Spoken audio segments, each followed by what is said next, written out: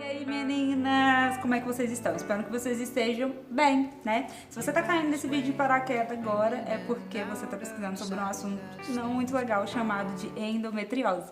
E hoje eu vou contar como foi a minha história, tá?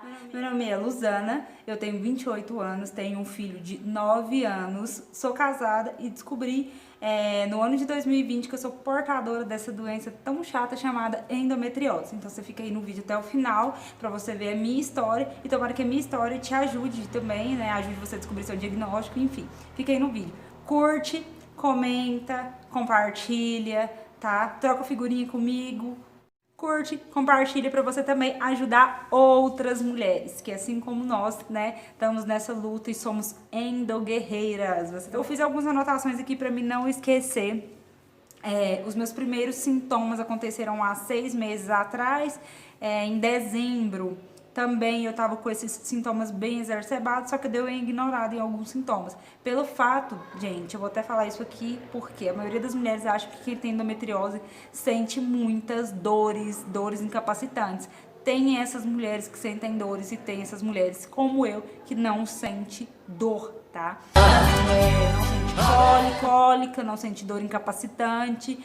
Tem sintomas, sim, porém são, na questão da dor, são assintomáticas, que é o meu caso. Então eu vou falar aqui pra vocês. Meus sintomas começaram há 6 meses atrás, tá?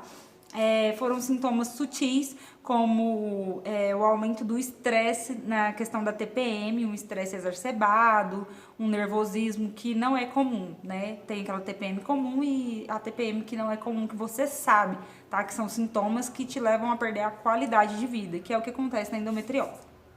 Enfim, janeiro tive uma mudança na menstruação, tá? A minha menstruação mudou a cor, nunca tinha acontecido isso. Meu ciclo sempre foi bem regular, sempre foi muito correto, vinha sempre na data certinha, durava só 3 dias, um ciclo pouco. E minha menstruação mudou. Ela começou a vir tipo um escape, uma borra, sabe? Tipo uma borra de café. E aí, achei estranho aquilo lá, foi um sintoma também. Em fevereiro, a minha menstruação veio 2 vezes no mês, coisa que nunca aconteceu. E aí eu já tava tentando marcar consulta, foi quando entrou essa questão da pandemia. E no mês seguinte começaram, né, as infecções urinárias de repetição, que não resolvia nem com antibiótico, tá? Tomava um antibiótico e a infecção urinária voltava. E o que acontecia? Sempre as infecções eram pós-menstruação. Pós-menstruação eu ficava com a sensação de barriga inflamada. Eu tinha aquela sensação que a barriga estava dolorida, sabe? Assim, não aguentava nem triscar, uma coisa super estranha. O escape que continuou vindo, ele aumentou, a desregulação na menstruação, meu humor mudou muito e comecei a sentir uma fadiga, um cansaço, uma fadiga assim, sabe quando parece que você vai adoecer, seu corpo sente que você vai adoecer, aquela coisa do calafrio, do estado febril.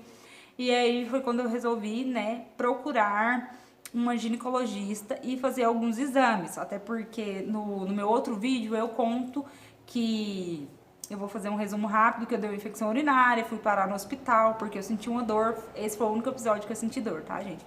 Uma dor muito forte, ela começou aqui nessa parte de trás, que era no rumo dos rins, passou pra frente, e foi uma dor surreal, e no outro dia eu já fiquei de cama, tá, por causa dessa infecção urinária, lá, gente, eu fiquei internada um dia, fui pro pronto-socorro, tive que tomar remédio na veia. Esse foi o único episódio de dor extrema que eu senti. E foi uma dor extrema que eu nunca tinha sentido na vida, tá? Eu tava tomando banho, eu não consegui nem sair do banheiro. As minhas pernas tremiam tanto. E aí eu vi que aquela dor não era normal, que tinha alguma coisa de errado. Enfim, fiquei no pronto-socorro, tomei antibiótico. O antibiótico não resolveu, era um antibiótico muito forte. E aí eu resolvi, né, investigar o porquê dessa infecção urinária que não passava. Eu já estava há 20 dias com infecção urinária, sendo que o antibiótico ele tem 10 dias para fazer efeito. E aí descobri a endometriose em exames comuns de rotina com o ginecologista. Cheguei, contei para ela todo o meu caso, tudo que estava acontecendo, a sensação que eu tinha, as sensações que eu tinha pós-menstruação, tá? Que era essa sensação de inflamação. Após a relação também sexual, eu tinha essa sensação que tava tudo inflamado, que tava com aquele peso, essa coisa ruim. Enfim, expliquei pra ginecologista e ela passou um monte de exames pra mim. Aí perguntou se eu não tava grávida. Eu falei, olha, tenho certeza que não tô grávida. Ela, mas vamos fazer, porque vamos fazer todos os exames, vamos fazer o teste de gravidez, porque essa menstruação borra, ela também se confunde muito com a gravidez, porém ela também é um sintoma de endometriose, tá? Essa borra, essa menstruação grossa, ela é um sintoma, sim, de endometriose. E aí fiz todos os exames, fiz a ultrassonografia, né, a ultravaginal, nela já foi visto um cisto, tá? E no cisto já deu sugestivo de endometrioma e aí a gente começou toda a saga, né, atrás do diagnóstico, porque a ultravaginal deu sugestivo de endometrioma somente e não viu nenhuma lesão em outro lugar, então ficava aquela dúvida a pairar no ar. Quando a médica viu minha ultrassom, ela passou alguns outros exames. Eu falei sobre os exames no outro vídeo também. E depois eu vou fazer um outro vídeo falando só sobre exames, tá? Sobre todos os exames essenciais, para você não perder tempo nem dinheiro, igual eu perdi, fazendo exames que não tem nada a ver, que não vão te ajudar em nada e que não vai dar para você descobrir qual que é o seu problema. Fiz a ultra, né, igual eu falei, não foi visto só o cisto, que era sugestivo. Ela falou, olha, vamos partir para outros exames. E aí me passou um exame de sangue chamado CA125, tá? O que é CA125? Ele é um exame de sangue que ele mede também câncer no ovário, endometriose, ele é um medidor tumoral. Só que quando você vai fazer esse exame, o médico ele não te explica muito. Não sei se é pelo fato de não querer assustar o paciente, então você não vai saber muito o que é, depois quando você for pesquisar no Google vai cair sobre você aquele estudo. E aí fiz e deu realmente alterado, e foi quando a gente partiu para ressonância pélvica, tá, com contraste, e fiz, nessa ressonância também não deu, gente, nessa ressonância deu só o cisto, e deu ainda diferente da minha ultrassom, que na ressonância deu sugestivo, né, de cistos funcionais, que são cistos hemorrágicos que somem com medicação. Eu não satisfeita, também não estava satisfeita com a médica, eu também relatei isso no outro vídeo, por que eu não fiquei satisfeita com a médica. Resolvi trocar de médico. Nessa troca de médico eu expliquei pra ela, contei toda a situação, falei de alguns dos sintomas que eu tava sentindo e falei pra ela, doutora, eu queria repetir esse exame de CA125 pra gente ter certeza. A gente repetiu, o exame realmente deu alterado. E aí foi quando ela me indicou pra um outro médico, tá? Dr. Luiz, quero até deixar minha indicação aqui. Ela falou assim, a doutora que me atendeu, né? A ginecologista, a segunda ginecologista que eu fui, me indicou este médico. Que é especialista para fazer o exame, porque se você faz um exame que não é especialista, ele não vai descobrir seu problema, não adianta. Um médico que não é especialista em endometriose, ele não vai descobrir, ele não vai ter aquele olhar clínico. Então ela falou, vá neste médico, que este médico, ele vai descobrir o que você tem e eu confio nele. E aí, fui. Eu moro em uma cidade, fui para outra cidade para fazer esse exame que chama ultrassom com preparo intestinal. E aí cheguei lá, levei todos os exames de imagem que eu tinha feito, eu fiz ressonância, tomografia, ultrassom, levei tudo pra ele e ele falou, não, quero ver só os mais recentes que você fez, deu uma olhada e falou, não, esse cisto aqui realmente é um endometrioma, porque antes de começar a fazer o exame, ele olha todos os seus exames passados. Vamos começar a fazer o exame. E aí ele achou todas as lesões, as minhas infecções urinárias eram por causa que eu estou com uma lesão na bexiga, tô com uma lesão no útero sacro, acho que é assim mesmo que fala. Tô com lesão nos 2 ovários, né, que são endometriomas. Tô com um endometrioma bem grande de um lado e uma inflamação do outro lado. E aí assim surgiu o meu diagnóstico de endometriose profunda, mesmo sendo assintomática e não sentindo tanta dor, né? Isso.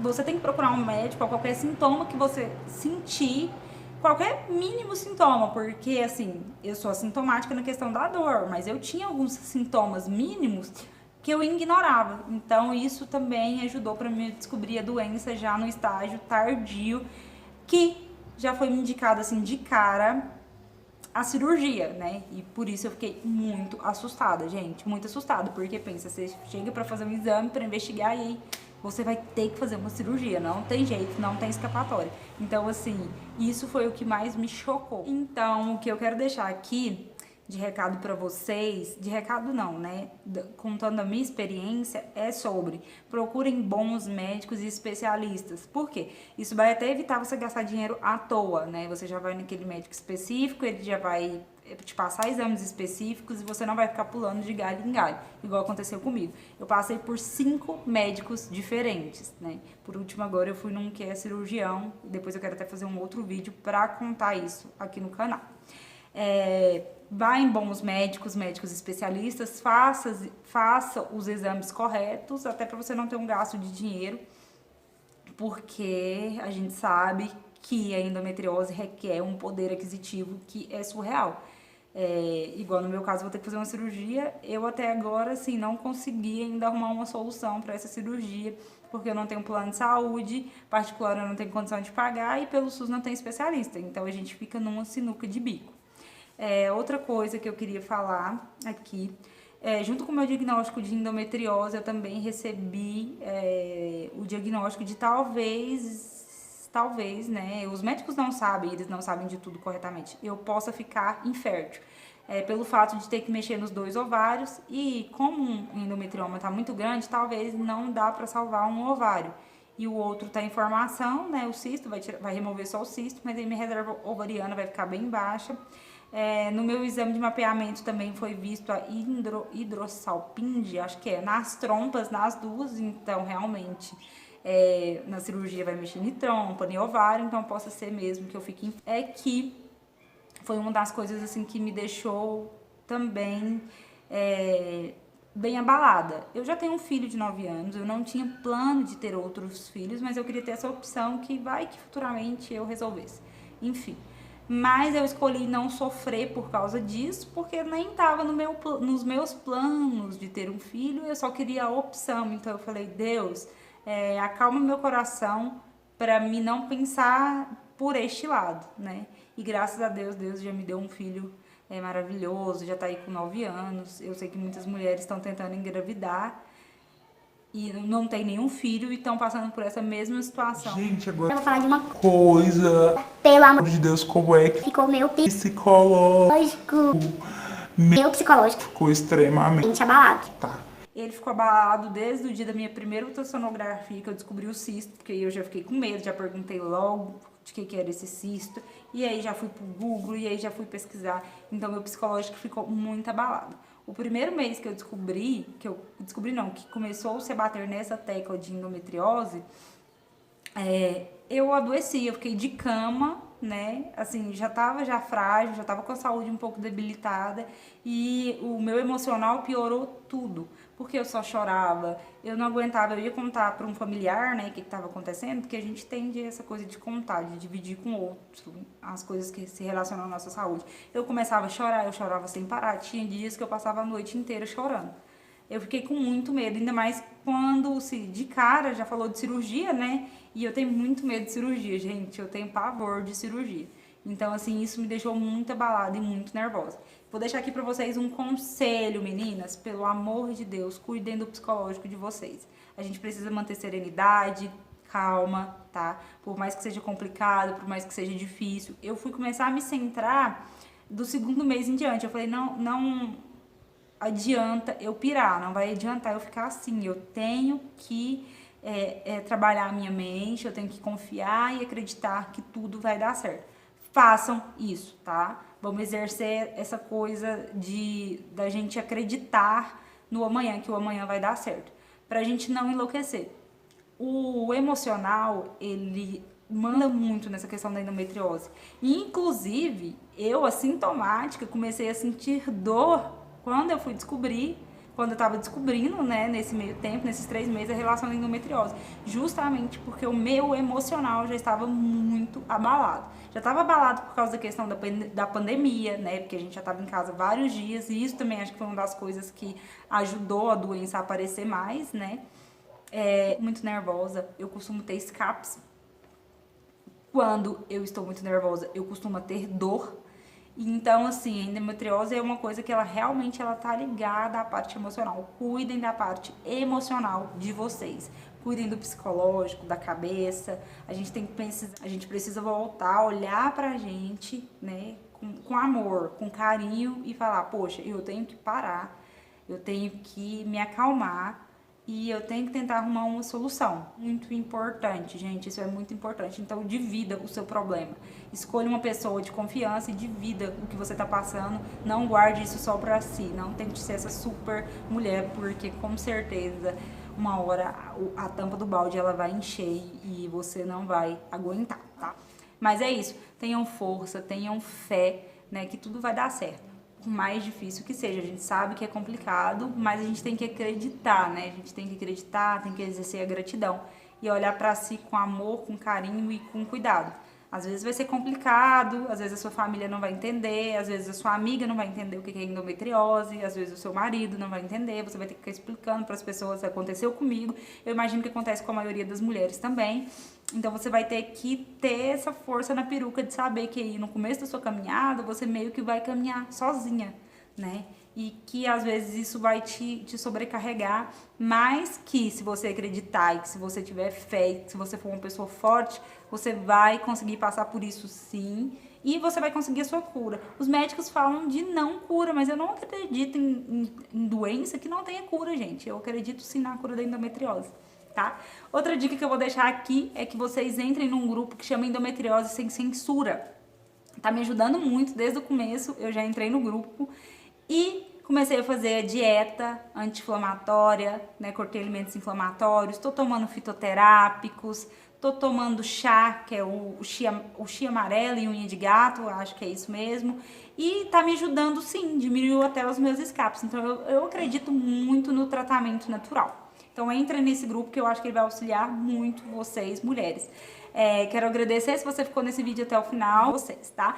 Eu vou estar postando sempre tudo no canal, então você se inscreve no canal, ativa o sininho aí, que quando cair vídeo aqui, você já vai ver, né? Pra vocês que estão descobrindo um diagnóstico de endometriose hoje, né? Eu sei que é muito difícil, que é muito complicado, que a gente fica arrasada, mas que vocês consigam ser fortes, resilientes, né? Força na peruca. Se permita sim ficar mal um dia, chorar um dia, mais 2, não, hein? Então levanta e vai à luta com toda força, com toda garra.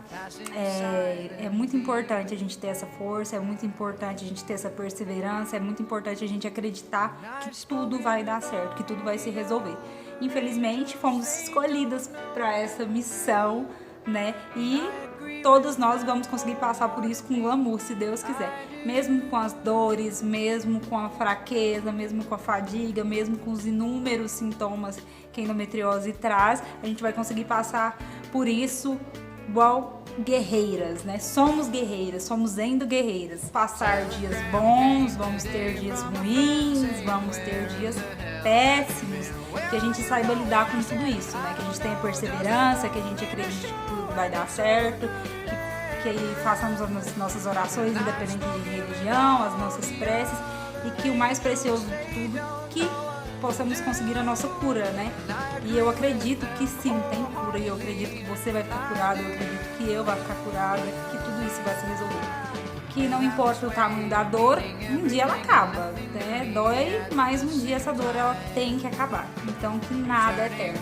Nem os momentos bons são eternos, nem os momentos ruins são eternos. Então a gente precisa passar por esse vale, que a gente consiga passar por esse vale com toda a força e a grandeza que a mulher tem, né? Nós somos mulheres e enfrentando a endometriose somos guerreiras, né? Então que a gente consiga passar por gratidão, muitos sentimentos bons. E é isso.